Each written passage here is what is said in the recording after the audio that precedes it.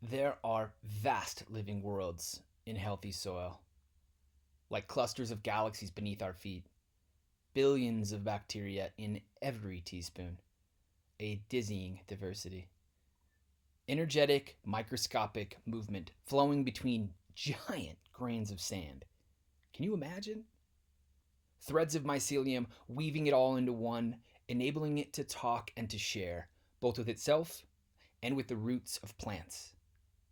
And through its talking and sharing with roots, its living abundance awakens whole other worlds: forests, prairies, gardens, communities of animals.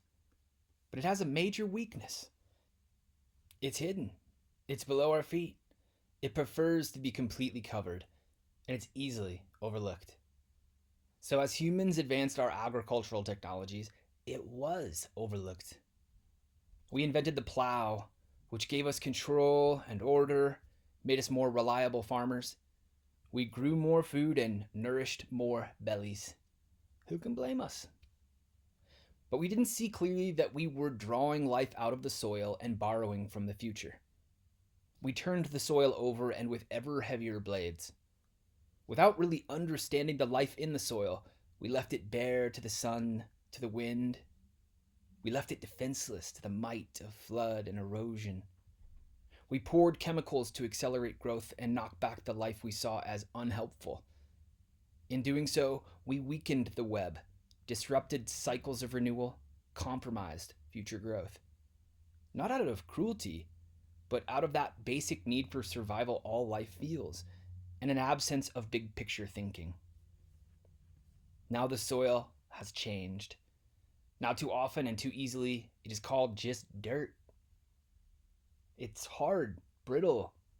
It doesn't hold water the way it once had, once serving as giant sponges of the landscape that helped to stabilize the flows of our rivers. It can't nourish roots the way it once did. It isn't lifeless, but it is a shadow of its former glory.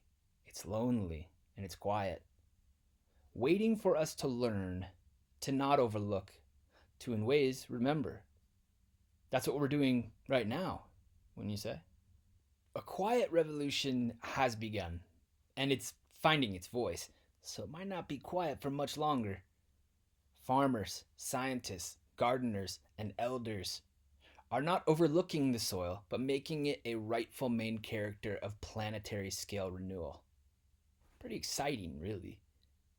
There is a bringing forth and blending of old practices alongside new perspectives and approaches. Many refer to all of this simply as regenerative agriculture, but the overall movement and its many contributors go by many names. But regenerative agriculture is becoming a household name, and it's bringing extra delicious and nutritious foods to the kitchens of those households. It all represents the human species as a whole getting better and better at not overlooking soil, better at understanding all the life and wonder that's in there, then knowing why to keep it covered, why to cultivate diverse communities of plants, why to feed compost, why to keep the chemicals in the bottle, why to move across it lightly, and why not to till. And as we learn to look, the soil responds. Because soil has memory. Beneath the cracked surfaces, hidden rivers of life are waiting, dormant, suppressed, but ready. Seeds, spores, cells, whole galaxies of life ready, waiting for even the smallest opening. Then, when protected, when fed, when conditions are helped forward, when listened to, galaxies of life in the soil leap back, and the world above flourishes. So, next time you step onto degraded dirt, take a moment to feel the wisdom, power, and potential. The ground itself is waiting to bloom, to become galaxies of life and soil once again.